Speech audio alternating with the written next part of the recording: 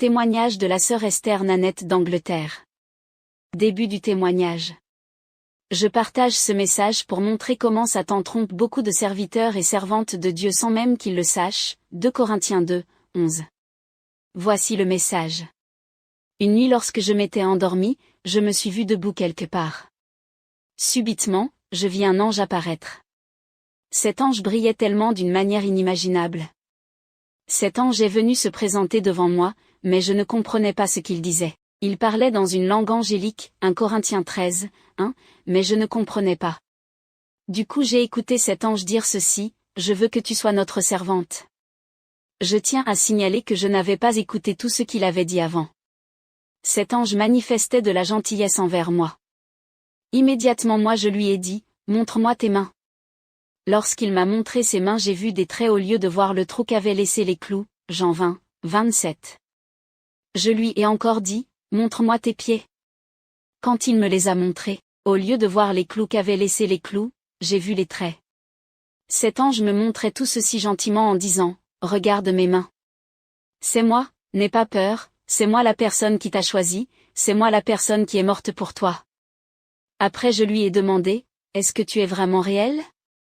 Est-ce que tu es vraiment le Fils de Dieu qui est mort pour moi à la croix? » Immédiatement cet ange a commencé à reculer, comme il reculait il se mit aussi à m'injurier dans une langue angélique, Jude 1, 9. Je ne comprenais pas les injures qu'il proférait contre moi.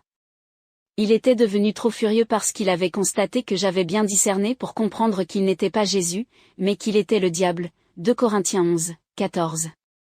Ce qui m'a poussé à lui poser ces deux questions est qu'à chaque fois que je me mettais à lire la Bible je comprenais qu'on avait percé les mains et les pieds de Jésus à la croix par des clous, Jean 20, 25, et aussi parce que j'avais déjà suivi le témoignage d'une sœur qui disait que si le Seigneur Jésus apparaît, vous pouvez constater les trous se trouvant sur ses mains et sur ses pieds qui montrent qu'il est Dieu. C'est grâce à ces choses que j'ai pu avoir le discernement lorsque le diable, Lucifer se présenta devant moi tout en se déguisant en ange de lumière comme la Bible nous le montre dans 2 Corinthiens 11, 14. C'est aussi à cause du Saint-Esprit en moi que j'ai pu poser au diable toutes ces questions. Le diable brillait tellement d'une manière à faire croire que c'est Dieu lui-même. Si le Saint-Esprit n'est pas en vous, il est impossible de comprendre, 1 Corinthiens 2, 10. C'était la première fois que je vois un ange. Dans ce temps je m'étais déjà engagé dans la vie de sainteté, mais je ne comprenais pas le langage du Seigneur lorsqu'il me parlait en parabole. Le monde des ténèbres savait déjà que mes prières avaient traversé la barrière diabolique. Le monde des ténèbres savait que Dieu m'exauce et il fait descendre sur moi des bénédictions. La Bible nous dit, « Mon peuple est détruit par manque de connaissance. » À ce temps, je n'avais pas de connaissance, je ne savais pas que je conversais avec Dieu lorsque je me mettais à prier. Quelquefois je voyais des choses mais j'avais peur. Dans cette même nuit après que cet ange m'a injurié, j'ai vu une femme qui éprouvait les douleurs de l'enfantement. Sa douleur me poussait à l'aider. Puis j'ai vu un ange derrière moi, cet ange me bloquait. Moi je voulais aller aider la dite femme. Il y avait une force qui m'attirait vers le derrière. Cette force me disait, il ne faut pas l'aider. Puis j'ai vu cette femme commencer à enfanter des serpents et puis elle s'en est allée. Directement je me suis réveillée. J'ai commencé à prier. Je me suis dite, Satan a voulu me séduire. Jésus ne l'a pas voulu. J'ai commencé à remercier Dieu car il est bon. Puis c'était fini. Je signale encore que j'ai expérimenté ces choses quand je m'étais déjà engagé dans la vie de sainteté, dans la vie de la méditation de la parole de Dieu. Maintenant, lorsque je fus baptisé du Saint-Esprit, lorsque le Saint-Esprit commençait à causer avec moi, il me rappela cette vision en me disant ceci, tu vois, 90% de femmes surtout congolaises qui disent qu'elles parlent de la part du Seigneur sont visitées par ce démon. En entendant cela, j'avais beaucoup pleuré. Le Saint-Esprit me dit, c'est ce démon qui est venu te visiter, mais, moi Dieu je n'avais pas voulu qu'il te séduise. C'est ce démon qui visite plusieurs femmes et qui continue à leur donner des faux messages et des fausses révélations. Le Seigneur me révéla que ce démon avait déjà visité une sœur congolaise. Le Seigneur m'avait ordonné de dire à cette sœur de se repentir, sinon, elle n'entrera pas dans le royaume des cieux. J'ai demandé au Seigneur, Seigneur, comment je peux savoir si un tel était visité par ce démon? Ces gens eux-mêmes sont comme des victimes. Jésus commença par me dire ceci, non, Esther. Elles ne sont pas des victimes. Beaucoup d'entre elles sont pressées, elles ne lisent pas ma parole mais elles veulent recevoir mes dons spirituels, Romains 12, 6. Le diable vient les visiter, le diable regarde celles qui sont pressées. Beaucoup d'entre ces femmes tombent parce qu'elles manquent le discernement, Philippiens 1, 10, Proverbes 8, 12. Ce démon profite de leur chute. Ce démon fait tout pour continuer à leur donner des messages. Bien-aimés, les messages de ces femmes sont mélangés avec un peu de mensonge. Alors, comme Jésus de Nazareth est bon, il a commencé à me dire ceci: comment vous pouvez reconnaître ces sœurs? La plupart d'entre ces femmes qui disent que je leur parle, s'habillent très mauvais et elles ne pensent pas comment changer leurs accoutrements. Il y a aussi d'autres qui s'habillent mal par ignorance mais qui reçoivent des messages provenant de moi. Ces femmes refusent de changer leurs accoutrements parce que ce démon va leur faire comprendre que Dieu ne regarde pas l'habillement, alors que la Bible dans 1 Timothée 2, 9 à 10 nous parle de tout. La Bible nous parle de la manière dont une femme doit s'habiller, la manière dont une femme doit se comporter, Tite 2, 3. Aujourd'hui, avec la mondanité parmi les chrétiens, les gens ont conçu des arguments diaboliques pour dire que sur le plan sainteté, Dieu ne regarde pas l'extérieur, mais qu'il regarde juste l'intérieur. Alors que la Bible, l'Évangile nous montre que c'est faux. Jésus, dans Matthieu 23, 26, il nous montre que sur le plan sanctification ou pureté il regarde l'extérieur et aussi l'intérieur. Dans Tite 2, 3, on nous parle d'une sainteté qui doit être manifeste extérieurement. Matthieu 5, 8 nous montre que nous devons avoir un cœur pur. Nous comprenons qu'évangéliquement parlant, Dieu regarde l'extérieur et l'intérieur. C'est pourquoi il a encore dit ceci par l'apôtre Paul dans 1 Thessaloniciens 5, 23, que le Dieu de paix vous sanctifie lui-même tout entier, et que tout votre être, l'esprit, l'âme et le corps, soient conservés irrépréhensibles, lors de l'avènement de notre Seigneur Jésus-Christ. Nous voyons que Dieu veut que notre corps, l'homme extérieur, notre âme, notre esprit soient conservés saints, sans reproche. Comment quelqu'un peut s'appeler servante de Dieu et porter une mini-jupe, exposant ses cuisses sous la forme de son bassin? Comment quelqu'un peut s'appeler servante de Dieu et mettre sur elle des ornements, du rouge à lèvres, de mascara, des faux cheveux, des faux ongles, des boucles d'oreilles? L'Évangile nous dit ceci dans 1 Timothée 2, 9 à 10, je veux aussi que les femmes, vêtues d'une manière décente, avec pudeur et modestie, ne se parent ni de tresses, ni d'or, ni de perles, ni d'habits somptueux, 10, mais qu'elles se parent de bonnes œuvres, comme il convient à des femmes qui font profession de servir Dieu. Beaucoup de gens disent que dans ce passage biblique, l'apôtre Paul s'adressait seulement à l'assemblée de Dieu qui se trouvait à Corinthe. C'est faux. Car l'apôtre Paul s'est référé aux femmes qui font profession de servir Dieu, c'est-à-dire aux servantes de Dieu.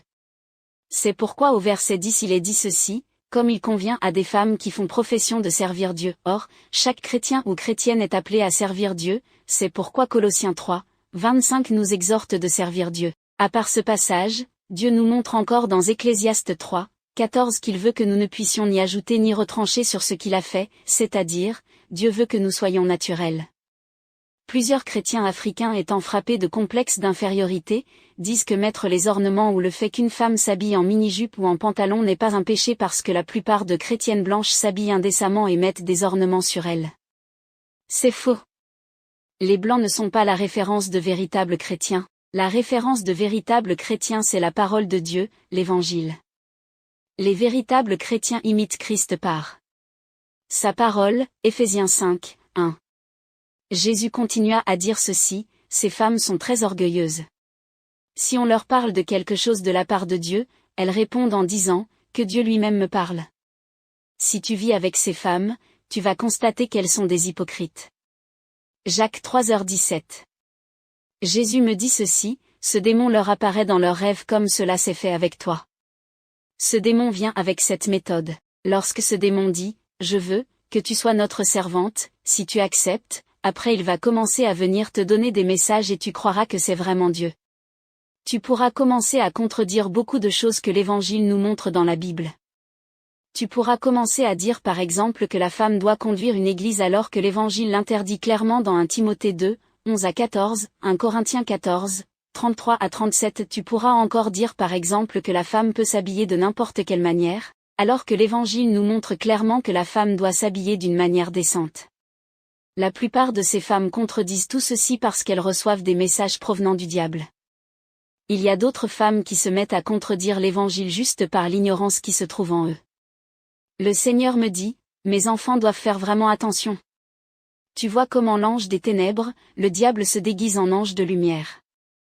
Le Saint-Esprit aide tout enfant de Dieu qui lit la parole de Dieu, 1 Timothée 4, 13, tout enfant de Dieu qui comprend la parole de Dieu. Le Saint-Esprit ne peut pas laisser une telle personne tomber dans les pièges de Satan, Jean 16, 13. Mais une personne qui ne lit pas la parole de Dieu, une personne qui dit seulement qu'elle a fait une expérience avec Dieu pour dire par exemple que Dieu m'a dit que les ornements extérieurs n'ont pas de problème, sachez que c'est faux. Car les ornements sont les choses appartenant à Jézabel. 2 Rois 9, 30. Le Seigneur a dit dans sa parole Matthieu 5, 17 ceci, « Je ne suis pas venu pour abolir la loi, mais plutôt pour l'accomplir. » Bien-aimé, j'insiste sur l'habillement parce que le Seigneur aussi avait insisté le dessus.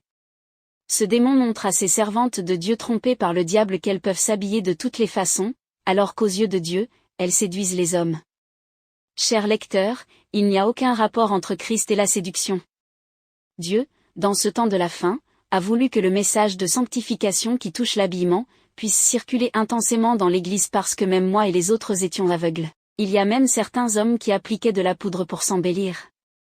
Le Seigneur, dans ce temps de la fin, commence à révéler tout ceci parce qu'il prend lui-même l'Église entre ses mains. Un jour, pendant que je priais, le Seigneur me montra au travers d'une vision, un vrai pasteur. Derrière lui, j'ai vu l'ange de Dieu et le diable. Tous les deux étaient debout. L'ange lui soufflait des messages, le diable aussi lui soufflait des messages. Voyant cela, je fus bouleversé, cela m'a fait mal au cœur et je dis au Seigneur, « Seigneur, pourquoi lorsque tu donnes des messages à ton enfant, le diable aussi lui donne ses messages ?»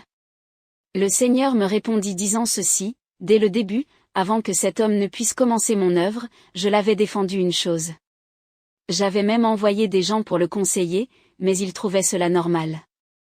Or, lorsque moi je te défends une chose et que si tu t'entêtes, le diable saura directement que tu as péché car la Bible nous montre dans Nombre 32, 23 que le péché est juste le fait de ne pas mettre en pratique ce que Dieu dit le diable. Sachant que cet homme est devenu désobéissant, il a aussi commencé à lui donner des messages.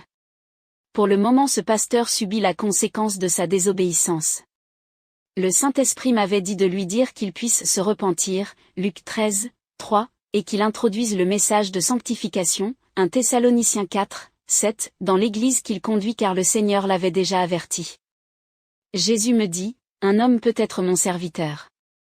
Mais s'il ne marche pas en me craignant, le diable pourra commencer à lui donner des faux messages sans qu'il ne le sache. Dans la Bible nous voyons l'histoire de Michée devant le roi Achab, 1 Roi 22, 19 à 40, Dieu avait permis qu'Achab soit séduit par des faux messages parce qu'il ne craignait pas Dieu, il marchait dans le péché. Nous voyons encore l'histoire de Jérémie et Anania. Anania était un prophète de Dieu, mais le diable était venu le tromper. Nous, enfants de Dieu, devons faire très attention parce que la Bible nous dit que Satan est le père de mensonges, Jean 8, 44. Bien-aimés, le message de la sanctification extérieure et intérieure est un vrai message. La Bible nous dit dans Hébreux 12, 14 que sans la sanctification, personne ne verra le Seigneur. Je désire que ce message aide les enfants de Dieu. Fin.